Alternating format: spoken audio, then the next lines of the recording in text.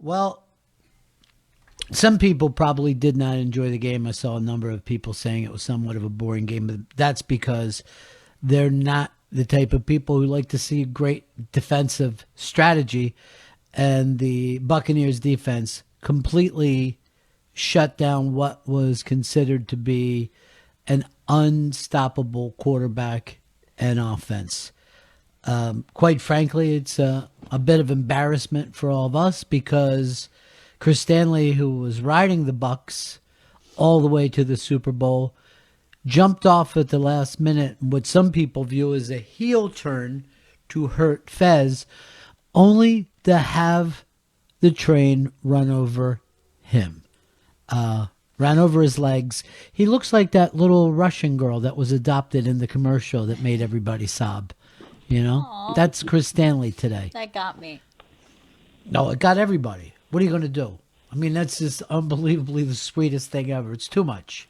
I can't talk about it. Chris, as hungover as I feel, you must feel like you were in a gang rape on the I'll say the business end of a gang rape yesterday.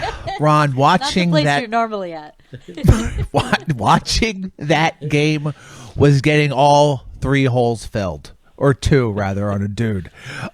It was no. In this scenario, you have a vagina. Go on. You got the third one filled as well in a docking situation. You were airtight by the end of that fucking game. Fuck. Look, the game. The Lockdown was a big extravaganza this weekend. Had 7 big bets. I bet the prop of the coin toss, and it's fucking heads. And I feel like it's over. 7-0. Fucking Patrick Mahomes. We're rolling to the fucking Super Bowl. Except that the fucking Bucs defense is the most dominant defense of all time. I don't know. They fucking totally destroyed the fucking Kansas City Chiefs, and it was hard to watch for me. The fact that you don't know means that you haven't been watching this team the last 4 weeks. And when Fez was freaked out a few weeks ago, I said to him, I go, Fez, the defense is going to win this game, which normally happens. Something comes together at the end of a season. Doesn't mean the whole season. All right, this is a tournament. And you know what, Chris? It proves that your data team is the dog shit team, okay? They're fired. And I don't mean that they are dogs of shit. I mean they eat dog shit. Oh, that's worse.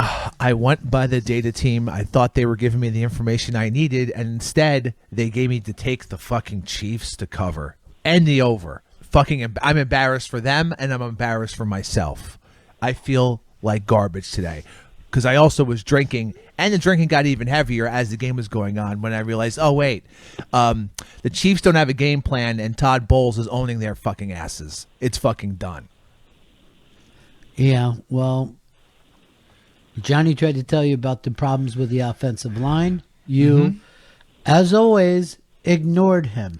And a big point of this is you respected him more when he was at the Hard Rock because you can't imagine the Margaritaville dominating New York. But guess what, my friend? It's going to. It's going to. And Johnny took both, right? Like he took the Bucs and he took the under. You had the exact bizarro bet as him, and he was very confident. The only thing Johnny fucked up on is he believes that tails never fails. When everybody wants, what does everybody want? Head. What is everybody going to get? Head. I mean, believe me, you got stomped. Now, the Highlander, where you put together all the great comedians and they picked, who came the closest? The person with the closest prediction to the final score was Robbie Slovic with a score of 31-17 Bucs. You know, I made the mistake of calling that Highlander. It's not Highlander. That was the old game that we used to play, which Robbie won a beautiful championship on. And married to a winner. The only time in the history of the NFL that's ever happened. But, Chris, I'd like to make the announcement that we are offering Lockdown to Robbie Slovic. So Oh Come my on. God. he has proven himself. Yeah. But look he at knows what he's talking about. You think he's going to bring the production value that I bring to the Lockdown brand? Please. Sure, the picks were a little bad. I'll say that. They were bad at the end First of the of all, season. when you lose money, no one says, but at least the production was good. Okay? That's something that when you watch a Marvel movie, you're going to say. Second, I can assure you that the production values of Robbie Slovic's Lockdown are going to be just as good as they were. If not, I think better next year, because I'm hiring as producer Chris Stanley to be there at the beck and call of Robbie and doing your great production work, like Star Wars that you had in a bathrobe with a latex glove. I feel like I'm getting cocked on my own reality betting online Instagram show. I don't know what you're saying or what any of those words meant, but that's the problem that I have with Lockdown. That's it. Now, all in all, your bets, you hit 3 and missed 4, 2 of which obviously the most important 2. Yes. I That's hit the But 3 here's drops. one thing I'm going to Yeah. say.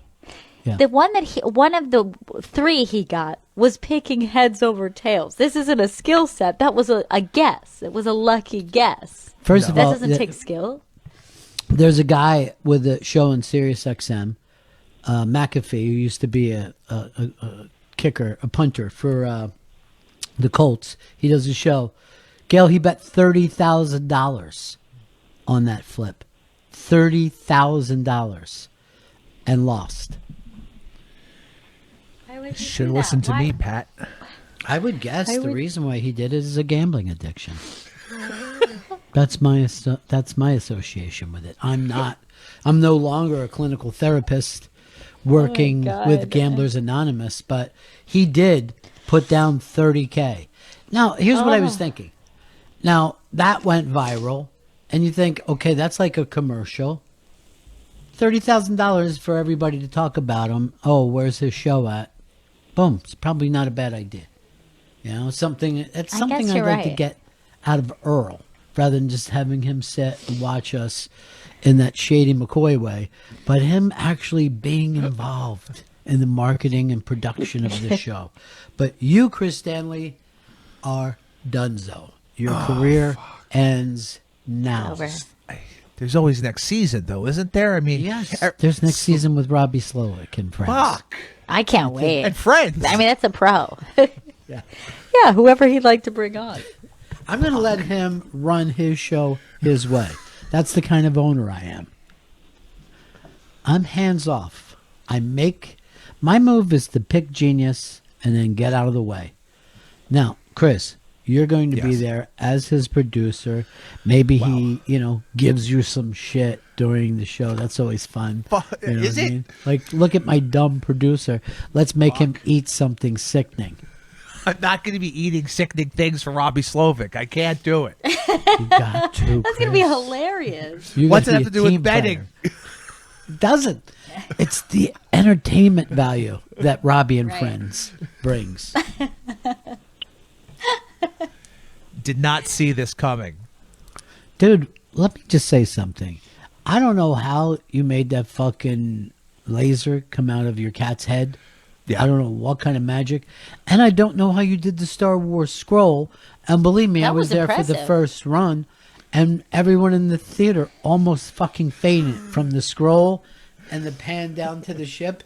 People were like, oh my God.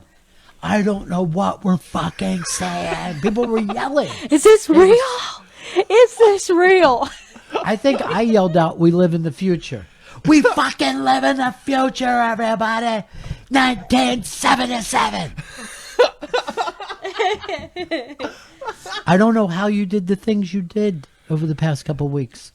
And Thank you. What I'd like to do is have that with Robbie's great, cool mind and betting abilities. And then we're going to have a winner. Fuck. But I just A wish winner I instead had of a good wiener. picks. look, Todd Bowles is the perfect fucking thing. You're not a head coach, dude. Fuck. But you're going to do very well as coach of the production team. And then also, you're not doing any of the clothing at all. I forget what that's called in the movie, Gail. It's got Wardrobe? some kind of a... Costume? Yes, costume, not wardrobe. And the winner for wardrobe is... It's costume, because you design. You just don't go to a closet and fucking just take pants out of there. Which is basically what you did. I don't know why you thought you looked like you were in Star Wars. Because they have what did robes, the latex dude. glove? Not that kind of robe. Oh. That's the only robe I had. I didn't have a Jedi robe. I understand. Then you go, shit, I don't have a Jedi robe. I can't do this. You know what I mean? Amazon could get anything to you in 1 to 2 days. I mean, you must have had this idea. You must have been working on this all week. Why aren't you buying Jedi robes instead of those stupid yellow fucking hoodies that look like they were out of the Goodfellas? That scene in Goodfellas. Remember that? When for some reason they were taking all those yellow sweaters out. And then later, he's walking down the street. You just see a bunch of mob guys wearing yellow sweaters. It's the fucking funniest scene in Goodfellas. All right. And what did the latex glove represent? So the latex glove was like, remember in Return of the Jedi, the third or the first Star Wars trilogies, Luke had a fucking mechanical hand that had a black glove on it. So it was like a reference, an ode to Mr. Luke Skywalker. Mm-hmm. Was it latex? It was It was a latex glove. Yeah. Okay. I didn't actually have a robot hand. Well, you did great on the production. You did very poor on wardrobe and, most importantly, picks, including the pick that everyone bets money on. Yeah. You know, people might throw a few bucks at Tails Never Fails, but the meat, the thing that keeps you involved in the game, is the score. And then secondary, the silver goes to over-under. Yes, and both I have massive failures. I thought maybe I would hit the fucking over, but Patrick Mahomes couldn't throw a touchdown, or the team as a whole couldn't get into Patrick Mahomes had the entire defense on his nuts 29 fucking times. Yeah. It's the most pressure a quarterback's received in Super Bowl history. The most pressure of fucking, yes, it was. And the most pressure that a gambling fucking addict ever had was Chris Stanley, saying from about halfway through the first quarter that his entire night was destroyed. What were you drinking, Lincoln? Jameson whiskey and Coors Light. It's good, nice little chaser. Are you saying Coors when you say Coors? Coors Light. Yeah. Excuse me. Was that You like did a say cool Coors, though. Brooklyn hipster way to say it? Give me a Coors. I thought that's how like people like I think Coors is from Colorado. I thought that's how people say it out there, like out west. They call it Coors. I'll help you with that. They say Coors. Oh, thank you. I feel like an idiot.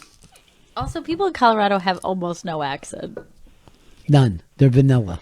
Never been. You've never been most places, Chris. That's why we don't That really doesn't guess change their anything. accents. You've never been to Ireland, but you know they have an accent. Well, this is like that, but the reverse. I've been to fucking Colorado once, the airport, for 4 hours. When you missed the plane in Austin? From Austin, yeah. He went to LA Steakhouse. And was everyone saying Coors? Yeah, I went to LA Steakhouse. It was a lovely meal in the fucking airport. What time did you go there? Because I know you were there in the middle of the night somehow. It was the middle of the night. I think I got there at 8, and the plane left at like midnight. I know it was late because I was watching the newest episode of Game of Thrones as I was getting on the plane on my phone like a fucking asshole. The finale. No, it was the Battle of Winterfell. And didn't you also bring back socks as a gift for Juju from LA Steakhouse? Yeah. He they were did. good. Yeah, there were, I think, Broncos socks, perhaps? Yeah. It was like something She like loves that. the Broncos. And they were dirty. That's And they were something- very filthy. yeah. They What were he covered did- in dirt and dust. What he did is the kind of thing a drunk does, which is if there's something close and it's available, I'm going to buy it for the baby, and they're going to forget that I missed my plane. John said this, that when Chris said, I'm embarrassed for myself, it's the most honest thing Chris has ever said. I don't know, because I don't know if you are embarrassed, Chris. look, when I make these picks, I believe in them, and I think they're going to happen. When they don't happen, I'm disappointed. I've lost money. I'm morally bankrupt. I don't feel good about it. Just hearing this statement, I want to listen to that and then listen back to your short documentary that you made with yourself. Yeah, to maybe see we'll the polar opposite emotion. That's really true. By the way, Carlos said, "Welcome to the 3-hole club, buddy," which is nice. Also, you may want to get to our Wikipedia page. I'm getting reports that people have changed your name on there. Oh my God, no! I think they're calling Don't you. say it. Chris Peppery Hickey No Dicky Stanley, which I'll tell you right now, Wikipedia, you better put a stop on that and then a change back. That is not my fucking nom de pleur. Nom de pleur. Isn't that how it goes? Does it? Hickey No Dicky? No Dicky. I can confirm I do have a dick. All right. On hold is a man who wiped his ass with you. The man I call the king of the thread. Our own Margaritaville Johnny. Johnny. Benningtons. Johnny. Christopher. How'd your day go, Chris? Did you enjoy We the were game? just going over it. I went 3 out of 7. Oh, no, I'm aware. I'm well aware. You know, I mean, look, props are great. Everyone loves the, $5 on what color the Gatorade is going to be, which I happen to have Blue. won because I said it would not be, no, blue wasn't it. It was either clear blue or other color, and then there was like 2 other choices. I also had Fournette and the over. I did lose on tails. But, all that stuff really doesn't matter. What matters, Chris, is who won the game and how many points was the total. Guess who had both? You did, Johnny. Congratulations. I did. And you know why you you did got- it? Because you were just trying to troll Fez the whole time, and that's really why you lost. You were just trying to troll a man who was going to be in his glory watching his team win, and you just tried to snuff it out. But you made him. Let You me tell made you your something. jinx come back on yourself. In the thread, Johnny actually brought up, did you see what Chris did? And then told him. And then he said to Fez, he's just trying to be a dick about you. You know what I mean? I didn't even want Fez to see what you have done, but he had already seen it on his own. But he outed you for what you did. Did There you do was that no on outing. purpose, or did you honestly believe what you had put out?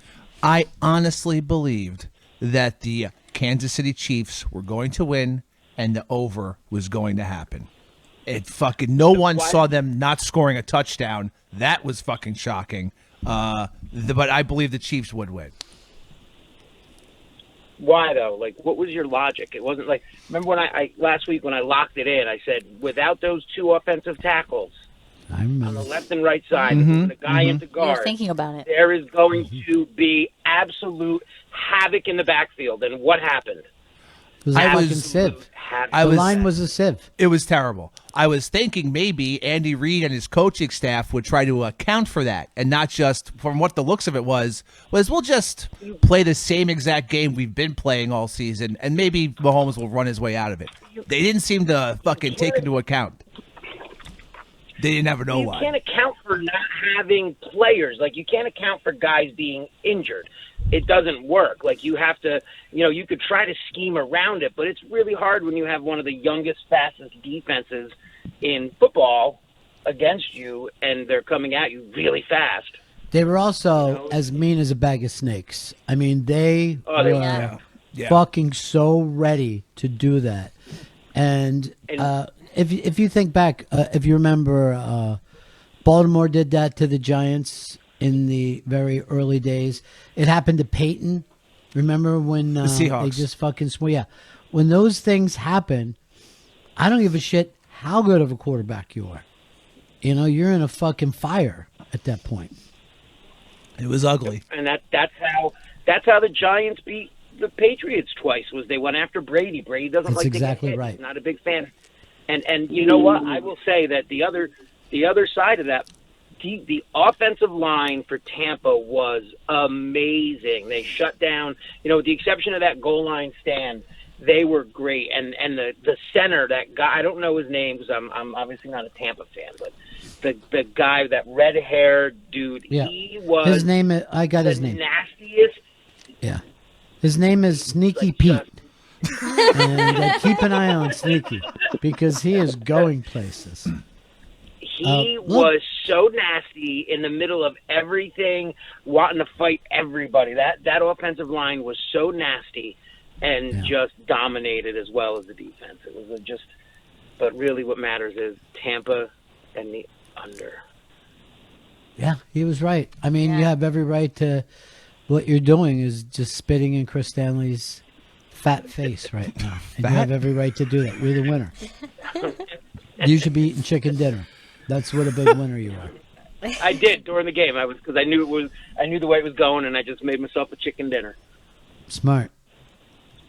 Yeah. Right. Yeah, none of us had a big party yesterday. The only people who partied were the people of Tampa Bay who ran into the streets, pulling off their masks and spitting into each other's mouths. That's how they celebrate. I have to tell you, Chris, there wasn't a lot of people not gloating about your loss. I don't get it. I don't get the hate that I receive on the internet. I'm just trying to give out what I think are good picks. That's all I'm trying to do. Why come back with me with hate? I don't hate anybody. I'm filled with love. A little depression today, sure.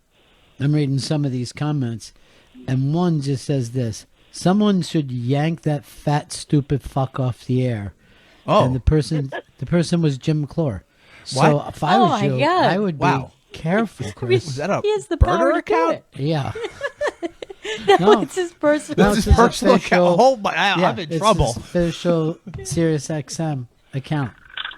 I mean, people just loved that you ate ass on this. Loved it.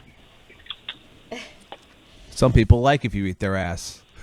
We actually put this up before the end of the game. That's what a runaway win it was. Yeah, we that let game was people over. before they started watching whatever the television show scheduled at 10 o'clock was. I can't really remember. The Equalizer with Queen Latifah. Oh, okay.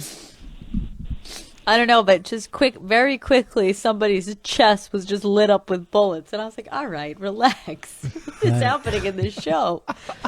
I was already Like, I was Jesus. already over on the NFL Network watching Good Night Football or whatever stupid show they have, and where you can't even understand a human's fucking voice. They're just cackling and yelling and slapping, and you're just like, could there be one broadcaster just to settle this down a little bit? It was bad, Chris. It was bad all Not the good. way around. It was not good, Ron. Look, I was fucking down during the fucking. All the rest of us were happy because we stayed with the Bucs and we stayed with Fez. We were Yeah. all happy for Fez. Look, am I happy for Fez? Sure, but I'm fucking personally. You're not fucking acting it, though. devastated. Well, because I also have my feelings, Gail, and I'm not happy for what I went through. Okay. You'd be a terrible nurse. You know that? Or therapist. You're like, well, you're getting better, but I just had to take your shit away in a pan, so I'm upset right now. Think about me. What Empathy. about Raven? That picture of Chris, though, you're watching the game looking so concerned. Yeah, Oh my I'm God. fucked up. Oh my God. I couldn't believe what the fuck was happening to that extent. Now, I'm going to ask you this, Johnny, because you've been against Tom Brady your entire life, as a Giants fan. What? Is he now the GOAT of all GOATs? I mean, forget football. We know he's the GOAT of football, of all sport.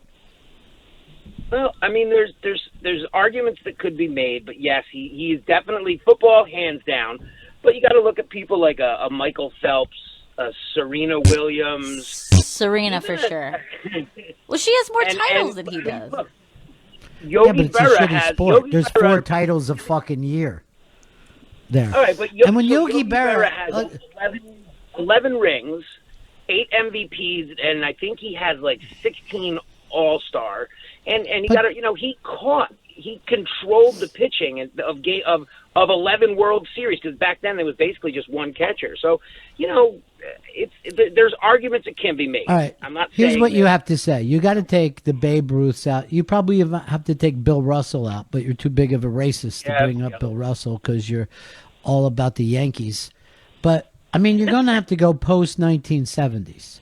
That's where you're going to have to go with this. Because, when Yogi played, there was how many teams? 2? You know what I mean? It was basically the Yankees and the Cardinals, and that was it. There wasn't any other teams. So you're really going to have to go in a post-70s. Yeah. So then you could put a Serena, who's definitely, been dominant, and as dominant in her sport as anyone could be. You could put Michael Phelps as an Olympic swimmer. I won't throw Usain Bolt in there, but I mean, because again, like you said, Well, look, we're going to have to be honest here. First of all, you're going to have to take it for sports that most people play. So you're not going to pick a gymnast, and you're not going to pick a swimmer, because how many people do that? 8, 9? right? You know what I mean? Yeah. Like if somebody said to you when you were a kid, "Do you want to be on the swim team?" You're like, "Fuck no, I don't want to be on the swim team." But if somebody said you want to be on the football team, you're like, "Goddamn right, I want to be on." Yeah, but when you say worldwide, there's probably more swimmers versus just football players in just the U.S. Who pays attention to the fucking world? Those idiots play soccer. They don't know what they're doing. When we talk about look, I know MAGA lost, but when it comes to sports, ESPN covers sports. They don't cover fucking hockey, and they don't cover swimming. Michael Phelps has been on ESPN twice, and both times he had to win 50 fucking medals to even get on there. The only time you see him on there now is when he's talking about his phone therapy that he does. That's about it. Yeah, and he almost killed I himself. would He say said that- because he couldn't stand. He said his skin was so fucking wrinkly from swimming. He literally almost Understandable. killed himself. Prune man. I mean, yeah, it's hard to deny that Brady is the greatest. That's all I want you to say. It really And is. you have to say that as a Giants fan. Second greatest of all time, It doesn't bother you. Michael Phelps. As a Let's be Giants honest. fan, he doesn't bother me. He doesn't bother me as a Giants fan because Who does? Doug he Peterson? didn't play him that often. Yeah, He doesn't bother me that often. you really took it hard with Doug Peterson. He also said, "Now I just hate the Eagles more than ever." When I've never hated the Giants scale, ever. Yeah. And I'll tell you something else with Johnny. I feel like he flirts with Fez in that thread. I think he brings up balls as much as he can, and he brings sure he up does. wieners. You know, I, he's like, Bulge who talk. doesn't like a wiener? And he knows that's going to get Fez giggling and feeling tinkling in all the wrong places. we're talking about this giant hot dog truck that was in Tampa. I mean, it was a wiener I mobile. know. That's what it's Yeah. called. We get it, but we also know you went where you went with it, and it's not right. I mean, it's like, he wears a gay jersey to the games. He was, right? He does. Last night he does. wore his gay jersey. Oh, Yeah, that's he sweet. does. The great kicker from Tampa. Who they got rid of. I don't even know where he's playing now. San Francisco? You'd think, but no. I think he was in Tennessee, wasn't he? I don't know. Oh, Key West. Key West has a team now. And that's a good idea. Johnny, you're the big wiener. You're the big, thick, hard wiener of the show. And Chris Stanley owes you, my friend. Love you, buddy. Peace, Johnny. Guys, later. Bye, Johnny. Do you know how hard it is for me to sit there and watch King of the Thread run roughshod all over the show just because my expert couldn't pick? I never wanted it to be like this, Ron. I wanted to be the one shoving my right picks in everyone's fucking face. But now, now I'm the one getting things shoved in my face along with my butt and getting docked. I don't even think it's close that fucking Brady is the greatest of all time. And I'll say this. I think Brady could beat Serena in tennis. I think he could out-butterfly Michael Phelps. I think he's faster than Bolt. I think he's a better hitter than Babe Ruth ever was. And Babe Ruth was on steroids, had the very first fucking steroid. Brady's the greatest that ever lived. It is strange that he also seems to be aging in reverse. He seems to look stronger and more handsome as he aged. That's true. It's fucking weird. Weird. When you look at pictures of him younger before he got the baby blood in his body, he looked like a fucking dork. And He now did. He looks, Now He's kind of a Neanderthal. Of course he was, with a special needs haircut. Yeah. But if you look at him now, he looks like the prettiest Spice Girl that's ever existed. Posh. Yeah. Tell me what you want, what you really, really want. I want Gail, you had the only household last night that really enjoyed the weekend. And Oh my God. it's Juju's favorite performer. It was it certainly seemed to be very divided. It seemed to be very divided generationally, strongly, when I looked on Twitter. But in my house, it was a huge hit. And Juju was so excited. She's a big fan of The Weeknd. It's her favorite artist. So she was pumped. From the moment he entered, she just screamed, "It's The Weeknd." I got that video of her screaming, "It's The Weeknd." And she was so, yes, The Weeknd was booked. And we've even told you he was booked, but you don't listen to us. And that led to your biggest exciting surprise when he walked out of the light and into her heart. And she, honestly, she was having so much fun. She was dancing. She was making me and my husband dance.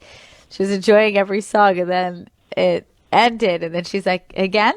And we're like, "No, we like to watch the live Super Bowl." And she was very upset. Like, she was like, "Why would we want?" And then she just started to cry and say, "I don't want to watch football." No, I don't blame her. She just saw Like, The she's like, Weeknd. The Weeknd was just on. Why would we go back to watching these people toss the ball around? Yeah, it does kind of make sense that if you're watching a concert and then they throw a football game in the middle of it, it's crazy. Now, there was also a thing that went around last night. Was Tony Romo, did he have piss or cum on his pants? What was the wet spot? I have a theory. Yeah, go ahead. I think it was definitely piss. I think that the shape and the saturation level, to me, seemed like something more liquidy, not thick or in any way. There wasn't any other remnants. It was a perfect round wet spot that I believe was urine. I believe he has pissed a little bit or had put, like, I don't know, like maybe didn't give a shake, but it was, to me, I think we were looking at a round piss spot. Earl Douglas, piss or cum? What did Romo have on his pants? I think he blasted out a big load of man juice after having. He just got so amped up for that game, and he got so crazy. And this is the closest he'll ever get to a title game. It just got too much for him, and he had a nocturnal emission of man. Do you juice. think that he went to sleep for a second? Because you said nocturnal. Do you know what that word means? Nocturnal? No, I don't. Okay, so you just yelled it out. He had an admission because he just got so amped up for the game. And again, closest thing he'll ever get to a Super Bowl. And it was disgusting. You despise Romo. I saw a thing where Jay Gruden put out a tweet about just how stupid Romo is and that everybody acts like he's good, but only about 30% of the time. I cannot stand the amount of Cowboys that I have to fucking watch games with. It's just constant. one after another. It sucks. It's fucking so stupid. And Romo was very annoying last night. He is not. There's no fucking reason he should be there that excited, constantly yelling shit out. You left in your prime. You should have fucking been treated like you were branded and started. They should have fucking broke your sword when you walked out there. Chris Stanley, piss or cum? It was 100% cum. This is what happened. Right before the broadcast started, Tony Romo went to the bathroom to get the jitters out, and he massaged his penis from over his pants until he ejaculated. And that little dark is that's the load seeping through the underwear if he wears underwear into the pants, and also he has very small loads. So you are agreeing with Earl. I can't believe this is happening, but Yeah. I've agreed with Earl. But I'm not calling it juicy man juice or whatever he called it. Juicy man juice, because he was turned on by it, saying it.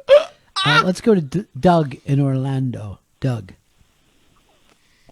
Over under on piss versus cum. That's a good one. We know it's just a droplet, whatever it is. What about hand sanitizer? Was it hand sanitizer? Is that No, On his that pee fucker hole? doesn't wash his hands. Yeah, it was right there on all his right? pisser. I got to go for you guys. Kelly Slater, Cocoa Beach. Well, Kelly Slater is the greatest surfer of all time. There's no doubt about that. But since surfing does not have a defense, there's no way to stop a surfer. Right. It gets into that thing of, is it a sport or not?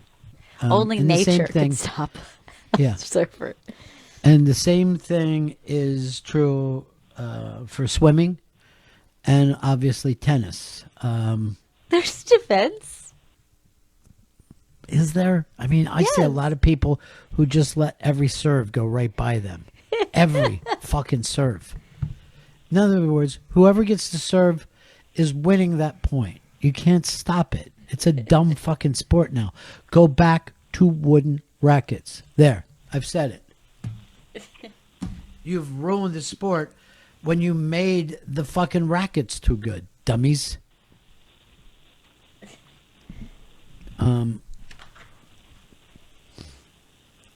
John in Idaho. John. Ronnie, you know, a thing for us Buck fans that got overlooked a little bit is the great John Lynch got the big call up to Canton. I will tell you the truth. I was happier about that than I was the Super Bowl because I didn't think they were ever going to let fucking John Lynch. And I would say this, Ronnie Lott may be the only other person I've ever seen hit harder in the open field than John Lynch. And it's a toss-up even. John Lynch wasn't as fast as Ronnie Lott, but he was completely fearless, almost insane the way he tackled people. I mean, you knew it was going to hurt. Oh, yeah. It hurt me watching. He was one of my favorite players to ever watch. Out of that whole team, he was my favorite player to watch. Yes, I know. Derek Brooks and Warren Sapp and all these that great defense. Which, quite frankly, this new defense may be better than. That was crazy last night. Yeah, it was insane.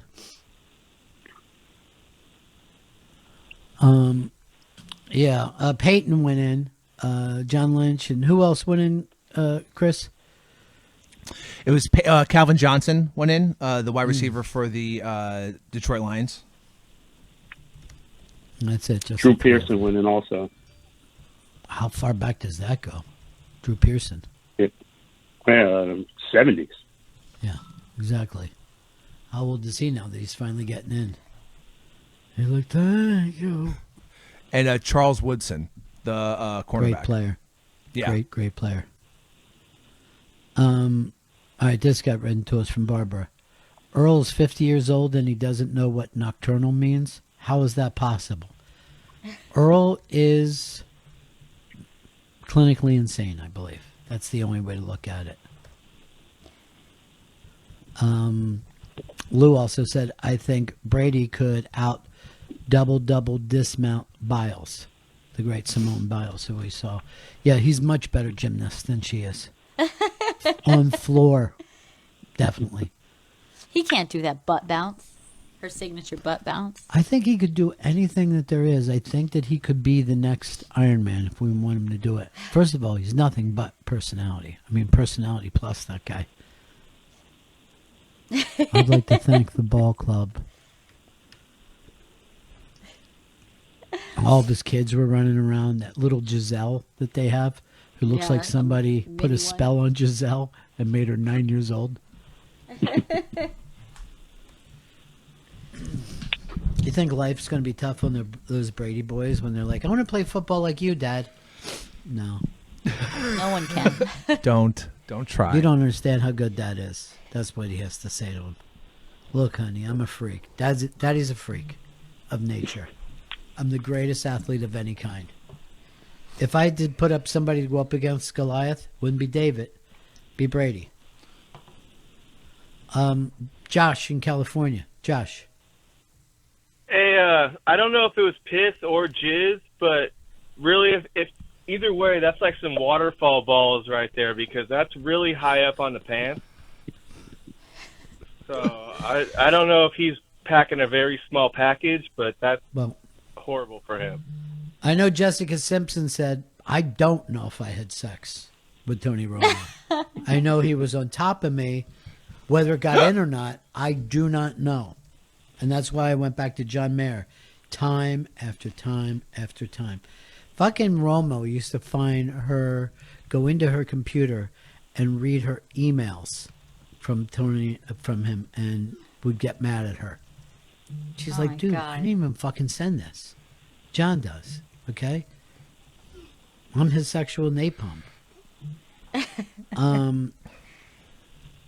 Let's go to our buddy Lewis in Manhattan. Hey, Lewis. Yeah, what's up, guys? Hey.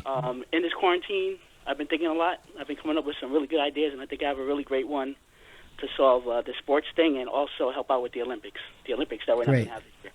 All right, so I was thinking, to find out who the best athlete is, we're going to have Jordan play Brady in football. He's going to have to win 8 games in a row. Brady's going to have to play Jordan in basketball. He's going to have to win, 7 games? Then they're going to have to play Serena, and they're going to have to win 24 games. And it's going to go on like that. Lewis, all the athletes are going to battle each other in their own sport. This is genius. As a matter of fact, by the time we're done, we'll get rid of all the other sports. Those other sports will just be a preliminary to get into the GOAT games. Right. I love the idea of the GOAT games. May the GOAT games begin. May the GOAT be with you. Now it's time for you to vote for the GOAT. And if I wanted to, I'd say each GOAT has to be brought in by boat.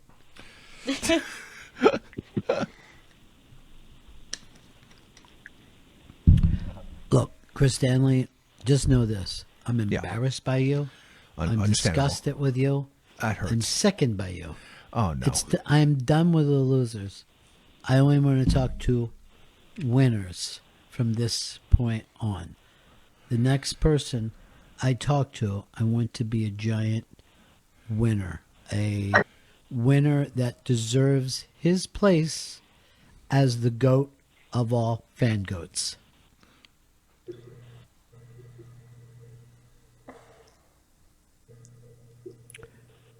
Mystery guest, please enter and sign in, please. Buck 'em up, buck 'em up. We're the Super Bowl champions! Super Bowl champions! Woo! Super Bowl! Good for you, Fezzy. You went and bought a shirt already. This is my terrible towel that they handed out to both Chiefs and Buccaneer fans at the game. That's so ridiculous. That's so dumb. Hey, what was your COVID bag like? What was in there? I kept mine closed because that's going to be on eBay after your show today. But there was one of those nice, I think they're N95 face masks. Oh yeah. Nice. And then sanitizer, and there was I think there was a pen light in there too for some reason. I don't know what that has to do with COVID. I think that probably has to do with they were trying to encourage people not to yell as much. So they were like, do things like noisemakers or go like this so you don't spray around everyone. That's absolutely what it was. You were right. That must have been it. So it was an amazing night. It really was. And for your heart, you were able to chill out fairly early into the night. Yeah, the only time I panicked was the very first possession where the Bucs went 3 and out, and I'm like, oh shit, it's over, it's done. Right. This isn't happening. And then but aside from that one moment, immediately, it seemed like after that one moment, you were never in a position to be uncomfortable, which was actually my wish for you. I was like, I don't want a close game. I feel like that will be too much stress for you. Yeah, and at that point, the Buccaneer fans in the crowd just started taking over, and the Chiefs fans never had anything to cheer for. They quit clapping for field goals. They were sick of that crap.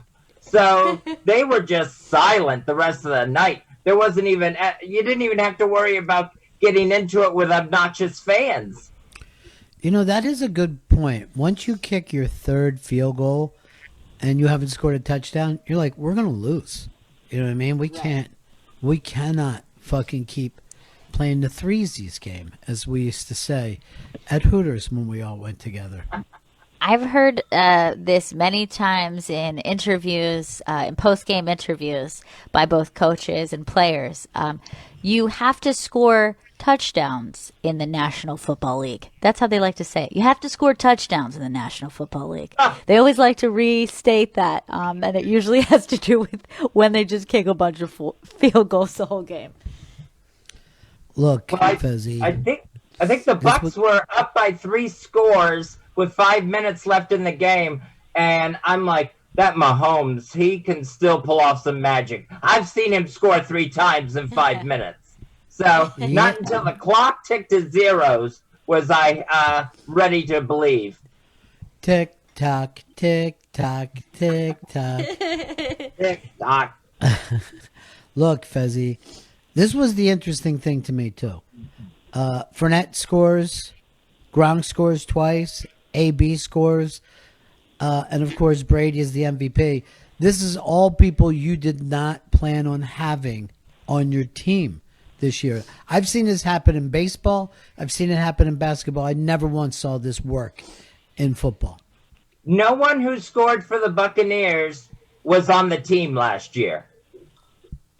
Most of them weren't even there until August.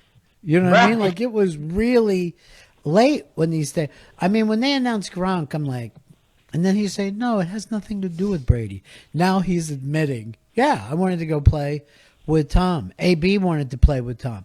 Fournette wanted to play with Tom. The Tom move worked in the same way that the LeBron move worked in basketball, where you're like, yeah, these guys are planning on this themselves. They're kind of almost being their own GMs.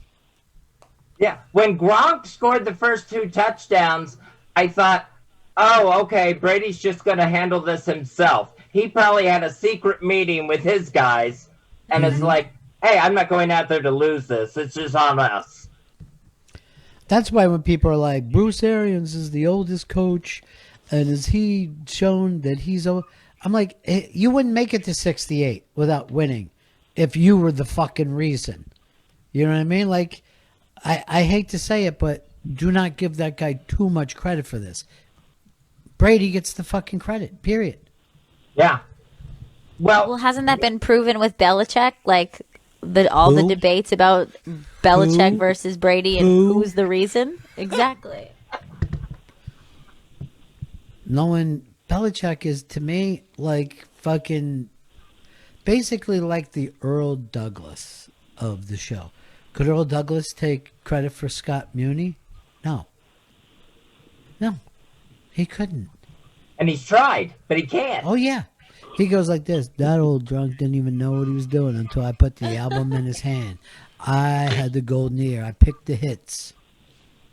I was the one who told him you told me Queen. 2 things for 2 weeks, Ronnie. Yeah. You told me the defense has got this, and you said there's no way Brady is going to let himself lose this. No. I swear to you, I went over this game so many times, and I could not imagine a scenario where Brady was going to lose this game. Couldn't imagine it. And they looked so calm when they took the field. Looking at him up on the Jumbotron, The team just looked so relaxed on the sideline. Yeah, you're exactly right.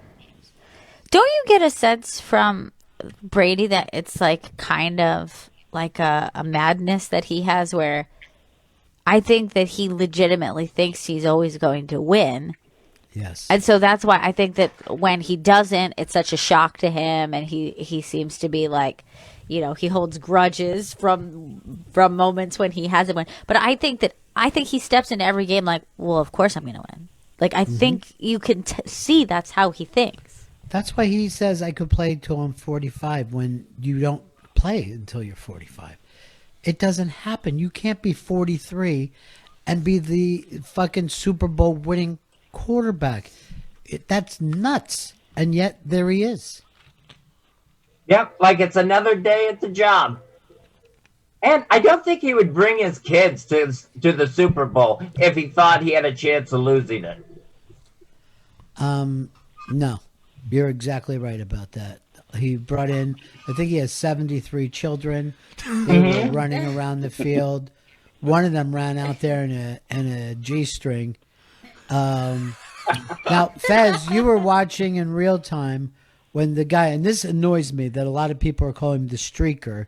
He wasn't a streaker. You got to be totally naked to be a streaker. I agree. And this is some kind of YouTube promo. But did you guys hear the guy on CBS radio calling this as it was happening? Because in television, obviously, Fez could see him. He was explaining to us what was happening. But they take the cameras off the guy who ran on the field.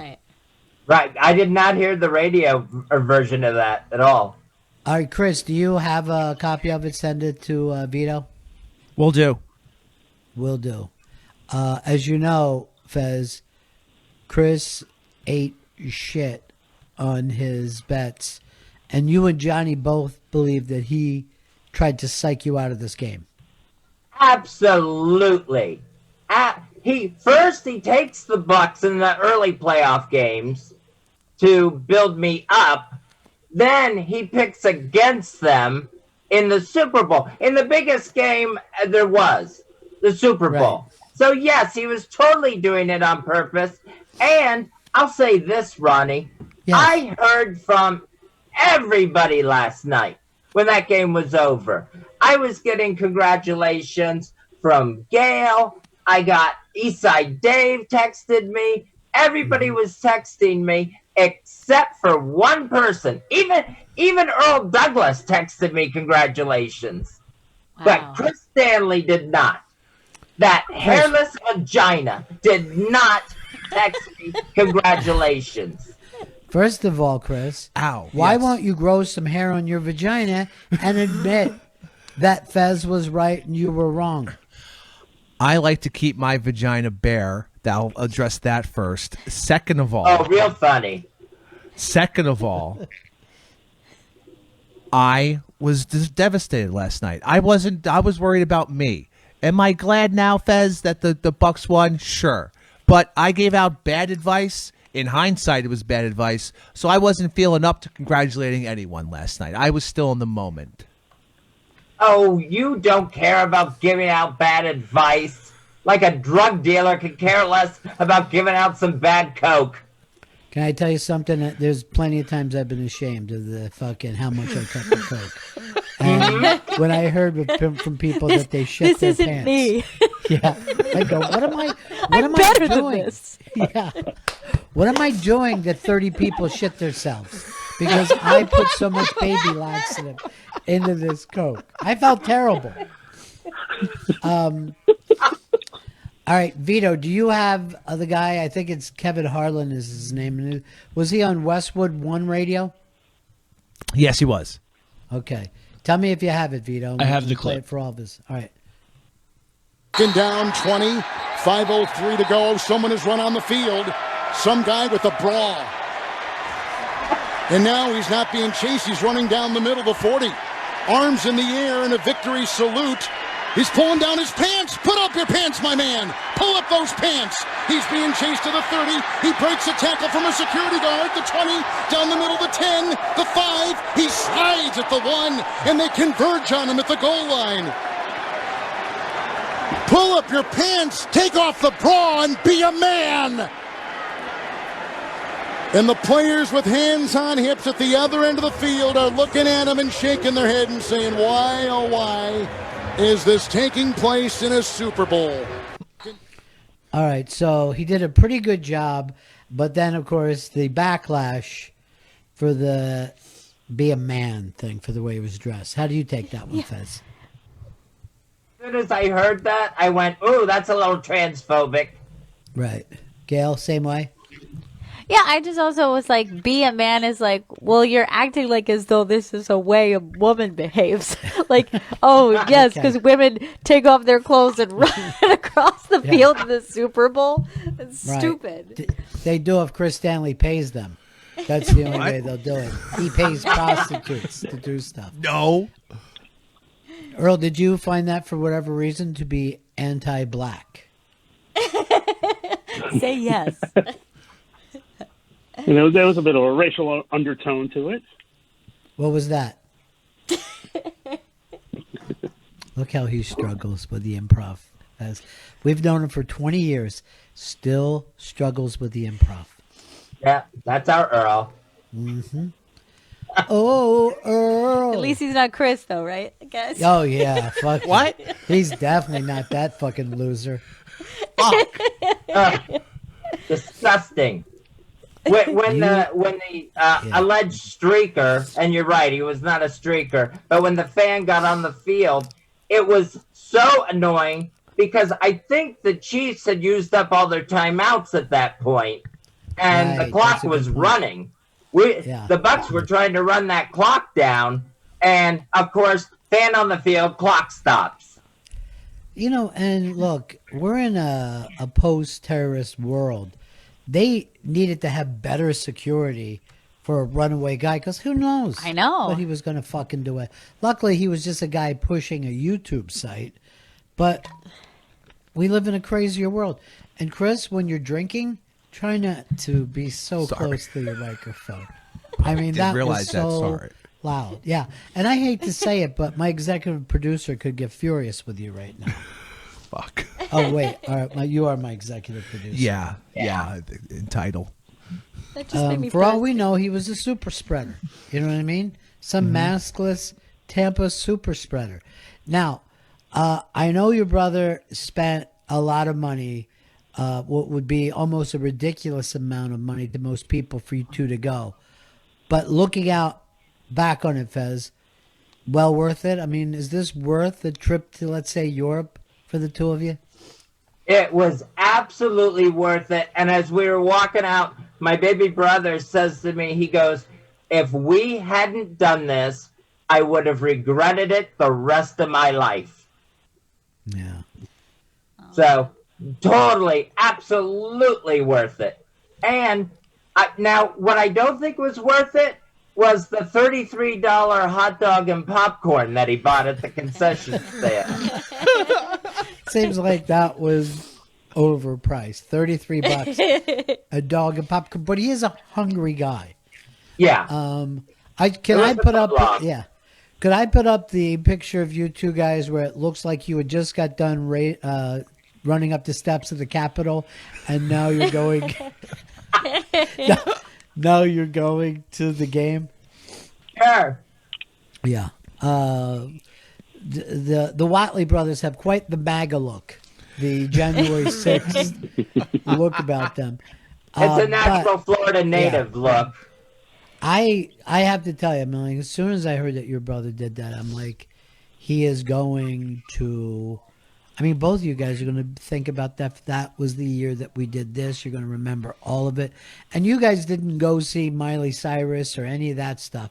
You went straight into the stadium, right? Yeah. As soon as we got there, we didn't even, they had like a fan fest area set up right next to the stadium. We didn't even check that out. We just went right in and went right to our seats. Well, I mean, what a game. First of all, your seats were great, too. I mean, they were fantastic. Seats. They were amazing seats. Yeah. The interesting thing is, so watching the game live and watching it from the field, I felt like you look out at at the crowd, and I was like, that seems like a lot of people. But then the shot I saw of your perspective, I was like, that actually looks like you have some space. So it was interesting because I think they did a good job of making it look really packed in from the ground. I was nervous when I saw it. We had a lot of space, but we could only sit in our 2 seats. We couldn't spread out. They had the empty seats zip tied shut so that everybody had to stay in their own COVID pod. Right. But, one of the things that always annoys me is when people get up and down in the rows and they're walking in front of you. You didn't have to worry about any of that stuff. No. And it felt so luxurious because there was nobody there really. A third of the stadium was they sold tickets for, but at the concession stand, no lines. The souvenir stands, no lines. It was just wide open. And you brought up, you said they couldn't use cash. You couldn't use cash anywhere. Right. It was you had to have a card. It was totally cashless. That's the way the world's going to go. You watch. Yeah. We're on our way there. I can't remember the last time I touched cash. You know what I mean? It's only a couple times this entire year. I was actually thinking this, and it's weird how we get used to stuff, but I wasn't weirded out by the fake people or anything that was happening at the Super Bowl. It looked fine to me. And this should look nuts. I should have been yelling, what the fuck am I looking at? And I just was like, this is great. That looks fine to me. I'm so weirded out that like fake crowd noise doesn't mean anything to me. Like when I'm watching basketball games and I'm just like, yeah, they just played that sound. Like it doesn't, I don't know. I guess we've just gotten used to this is the way things are. I've been saying for years that the stadium should be smaller anyway, that it's really a TV studio, that you're out at the game and there's no reason for there to be 75,000 people. Absolutely. And when we were leaving, we saw so many people walking out with the cutouts that were sitting next to them. And I'm like they had made a new friend at the game and they were taking them home. Like, where are you going to put that stuff? Well, Fez, we know you've picked up a lot of guys at sporting events, so it makes total sense. That's so funny that you could have stole the guy from Modern Family. Had his face there. You should have ripped him off and taken him home. By the way, I also heard that he has to be removed from a Bucs section because they think people were wiping themselves on him. Oh, okay. Could have happened. They're Bucs fans. Did you see the tweet from Patrick Mahomes' mother? No. Talk about a scandal. I'll read it for you. So Randy Mahomes, Patrick's mother, says, if you have to have the ref on your team, is that really winning? And then she tagged Gisele Bundchen on her tweet on Brady's wife. Why would she tag her? It's hard to lose. I think we've learned that from the president. It's very, very hard to lose. But, a lot of people were sending around pictures of how weird the real people looked sitting in between the cutouts. That it was almost like the cutouts looked normal. It felt a little ridiculous at first. I didn't know about that tweet. I always liked Randy Mahomes, though. Their whole story is kind of a good one, and who knows? He might end up in Tampa. You guys are basically what the Raiders did in the 70s, where you're just like, hey, you're not happy. You've had a controversial career. Come here and just win, baby. Just win. And you pulled it off, and maybe I'll give that to the 77 Raiders even more than the 80 Raiders, but it fucking worked this time. It's great. It's amazing that it worked. And yeah, the Buccaneers are the old veterans home, for the home for KG veterans. Now, the question is, can they do this again? Was this a one and done, which, by the way, if that's it, great. You got the fucking Super Bowl, but you look at this, I think they're third on the Vegas betting to come back behind Kansas City and Green Bay, or as they call it, the State Farm commercial, which Brady beat the entire State Farm commercial in 2 weeks. Jake from State Farm needs to find new castmates for his commercials. How about Brady and Gronk? Yeah, they all say Tom Brady says he wants to come back. The coach, who they don't call coach, they call BA, he says he'll be back next year. The only one that was iffy about it was Gronk. I thought Gronk said last night he would love to come back. I didn't know that he was iffy about it. Yeah. Did he? Yeah, Okay, he did. Yeah, and he the ended up saying that he's coming back. Great. Well, have you? Please. Yeah, he caught 2 touchdowns for almost 4 yards. Well, the interesting thing is, it took almost to the end of the season before Brady and Gronk really got together, before Brady and AB got together. So, yeah, I mean, we were saying before, you talk about peaking at the exact right time. But, Fezzy, I'm going to ask you, what does this say about Belichick? Does this ruin Belichick's genius legacy? Oh yeah, it turns out Belichick was running on Tom Brady's talent. Yeah, this Belichick apparently, and Bruce Arians, he gives all the credit to his coordinators. So I mean, it's just they have the best natural resource to work with, Tom Brady. And Belichick got a quarterback in Cam Newton, who was going to be a lot more versatile than Tom Brady, supposedly, going to be able to move, be able to run, and he still couldn't even make it to the playoffs, or a winning record for that matter. Let's face it, Belichick destroyed Cam Newton. He destroyed that man. He had nothing left at the end of the year. He Belichicked out of the season. I love it. Yeah. And let me tell you something. If Bruce Arians could fucking coach his Super Bowl team, so could I. I mean, it's that fucking easy. He's basically, this would be like me showing up half in the bag going, you know what to do, boys. You know how to make this happen. You're professionals. You know what I missed?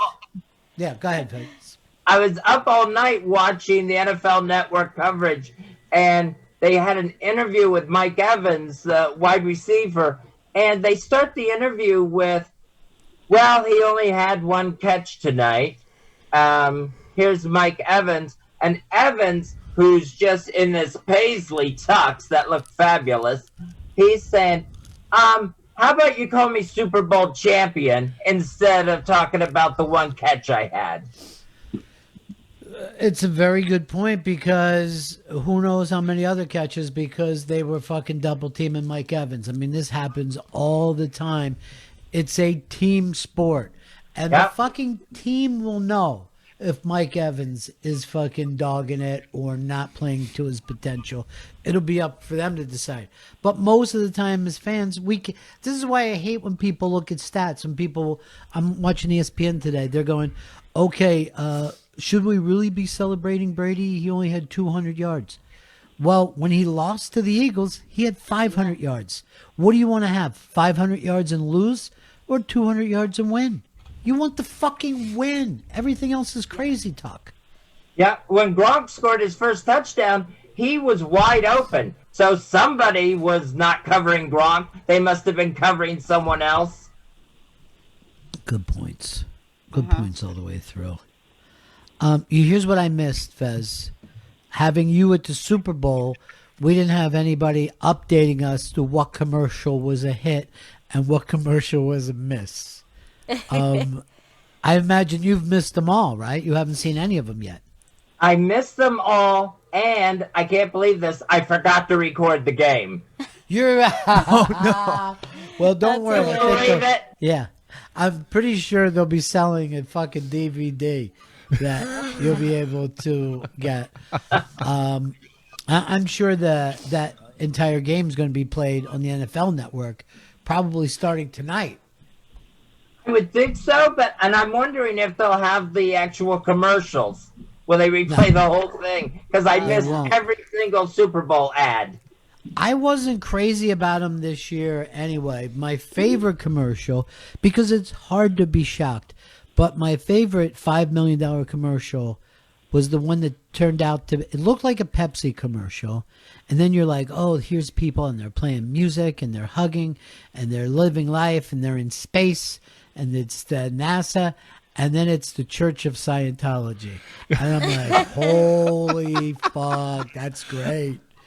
You know what I mean? It was almost like if it was popped up ISIS. It does a body good. Gail, did you have one that you liked? I did, and I think that this wasn't the strongest year. There was not a ton to celebrate, but I thought that there was one standout, and that was Fiverr, who did a parody of the Trump campaign's 4-season landscaping. Oh yeah. And the woman who takes you through 4 seasons has this very thick Philly accent, and it's so funny. And it ends on her, like, finally, like, someone's arriving, trying to, like, see if this is where the press conference. And she's like, no, this isn't a hotel. This isn't a hotel. Yeah, it was a good one. It was great. It was really funny and cute. Especially for accent fans. Earl Douglas, did you have a favorite commercial?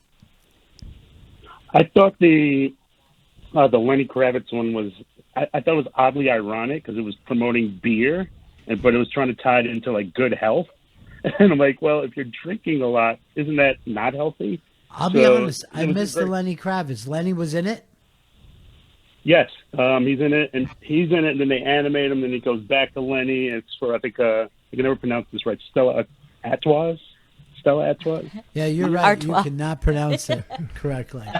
By the way, we did get some complaints that you picked too big of a Lenny Kravitz hit, and it wasn't deep tracks enough from the kind of people who like to be too cool for school. Chris Stanley, your favorite commercial? It wasn't a good year. It fucking blew. But the one that I remember and that I enjoyed was the Bud Light Legends commercial, only for the Bud Bowl bottles that came back, because I've been waiting for the Bud Bowl to come back for years, even though they were only a small part of the fucking commercial. But I did enjoy that. I never once liked a single Bud Bowl commercial. I used to think, what a waste of fucking money. It doesn't even look fun. I haven't watched them since I was a child, so I'm just going on my nostalgia memory. I was like, oh shit, there's the Bud Light Bud Bowl bottles. This is great. And then there's the Bud Light You're Night. right. For some reason, they were exciting to a child. Like, I guess it was just like this. What was it, like stop motion? Yeah, it was stop. Yeah, I don't know. Vito, favorite commercial? I love the Michael B. Jordan as Alexa. That the woman, the sexy Michael B. Jordan. Yeah, the woman fantasizing and her husband getting really jealous of Michael B. Jordan. That was a cute one. The number 1 and number 2 commercials, both were Tracy Morgan, according to however they do it, where he said, I'm going to take you out behind the school and get you pregnant. And everybody went crazy. Because everyone loves Tracy. It doesn't matter what he does. I couldn't believe how many praises I saw for the Shaggy, Shaggy commercial with the Doritos, and literally people were like, "Okay, what are those? What's that couple? Ashton and what's the other one's name?" Mila Kunis. Yeah, they were just like sing. They were wooden. I know. Awful. And like, why have him do that? If you have Shaggy, just have Shaggy do the parody and they act. Why would you make Ashton Kutcher sing if he can't sing? And literally, I saw people tweeting shit like, okay, Ashton and Mila just won the Super Bowl with their adorable commercial. I was like, that was so gross. I thought that was so cringy. Like, it was the worst. By the way, why would anyone not want their chick to eat Cheetos? What the fuck? Are they saying eating Cheetos is bad? I didn't get that. Yeah. You know what I mean? Why wouldn't they be like, honey, me and you are eating Cheetos? And then they're enjoying their Cheetos, but who stained the carpet? Wasn't me. You could have done the same thing. Right. But they're on the same side together. Yeah. But also, do you want your product to be, hey, you're going to leave this shitty Cheeto stuff all over your nice house? It's weird. People just love Shaggy. They could put Shaggy into any one of those commercials, and they would have been like, "Oh man, this is the best fucking commercial." They just fucking love him and that song. Dude, I love Shaggy since he was on Scooby Doo. Don't get me wrong. No. Always great. I hate to say this was like at least 5 commercials that made me cry. Like, I feel like this was a year that they were very much, there was a lot to cry about from this year, and they, like a lot of companies, decided to use that. Obviously, the Toyota Olympian commercial that we talked about was just like too much. But then I wish I could remember, it was very early, but it was a commercial where they used the Kink song Strangers. We are not two, we are one. And like, it was like frontline workers and essential workers, and I'm just crying, and I'm like, I'm trying to watch the Super Bowl. Like, I don't want to think about this right now. I'm heartbroken. I was watching because the Bruce Springsteen one was pretty annoying, from like with them saying this is now the reunited states of America. When we just went through the history of black people a couple times, you know what I mean? Like, I'm just thinking, not for me, but for the side that lost the election, and now believe they probably don't want that to come up during the Super Bowl. And also, these are the type of people who would find offense to hearing about the history of black people. Like, right. Like they find that problematic for some reason. Like, why do we have to hear this? It's like, what? And then the dumb Lombardi speech with the Oh, fake God. Lombardi. That freaked me out. That looked like deep fake? Yeah, it looked like Kim Kardashian's hologram. That fucking looked more real than Lombardi. Fez, did you see the 30 for 30 about Pete Rozelle and the Raiders and all the fights? They fucking did that fake stuff there, where they brought back a fucking Pete Rozelle with his accent. Wow, I know. I did not see that. We saw Vince Lombardi on the Jumbotron, and then all the pregame stuff was just either Black Lives Matter or COVID. Yeah. COVID Lives Matter. Yeah. Yeah. There were a lot of tears for me. Well, there was one very controversial one that got a lot of blowback, and it was a guy that was basically like harassing people at work, he whipped out his opinion and why I'm proud, I got a big opinion and thick and all that, right? So women were complaining about it, and then the guy was Tommy Pope, our friend. And that's his second Super Bowl commercial that he's got, which is unbelievable. But to know that he was the controversial guy really made me fucking laugh. It was hilarious. Well, during the game, we recognized the veterans in the stands. Of course, the frontline workers who were vaccinated and in attendance. Yeah. And then they also stopped the game to recognize some of the Capitol Police who helped stop the Not all insurrection. of them, some of them. Yeah. And the family of the officer that was killed was there, and they're like waving their beers on the camera and everything. So there was a lot of applause breaks during this game. Yeah. And in their defense, it's been a month, and they're at the big game. Why not Right, enjoy sure. yourself? Enjoy it. They should enjoy it. This was a funny. Amy Schumer did the Mayo commercial, and then she put up a thing of watching the commercial with her kid, and her kid never even made a big deal out of it or even looked over at her. Yeah. But neither did her husband. Both of her and her kid just sat there very Reacted Earl-like. similarly. Yeah. I think she even said, "Was that mommy on TV?" And he's like, "No." No. Gail, can you play the audio of what Juju was saying before? Yes. So, Fez, yeah. This is just before the Super Bowl. I think that you probably had not yet arrived. He was on the road when this happened. So, just play this for you. Let me know if it's too loud or too, You want to call him? Yes. Who do you want to call? Fezzy. Well, Fezzy is concentrating because he has a very big football game. No, I want to call Fezzy. I want to call Fezzy. I want to call Fezzy. Okay, but it's the Super Bowl. It's not Super Bowl. It is the Super Bowl. And Fezzy's going to go see the Super Bowl. He's going to be there at the big game. That really annoys me. I have to tell you. That is the best.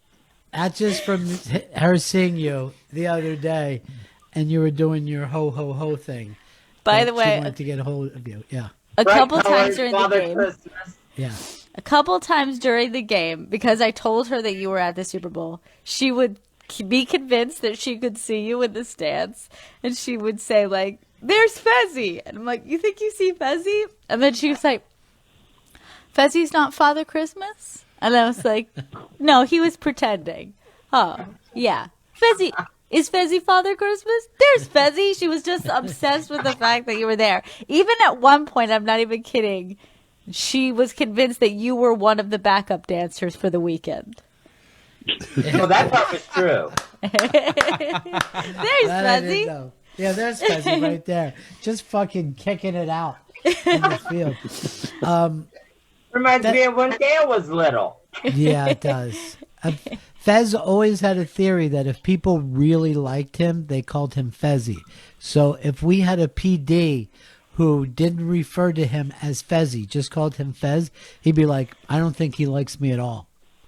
He would always say that. I mean, for fucking 20-some years, he would say to me, "That guy doesn't like me. He just calls me Fez." That was always my tell. Yeah. You had to walk, you said 1.7 miles. That was your big worry to get to it. How did you do getting there? I had to stop several times. It took a couple of nitro tablets to open my arteries and let the blood get to my heart again. But I made it to the stadium fine, got to my seats. Then getting back to the car was a bit of an issue. I just could not make it. I couldn't make it. So my little brother bribed one of the stadium people with a golf cart to take us to our car. And so I had the big Buccaneers mask on. You couldn't see the beard, but you could see the Father Christmas hair.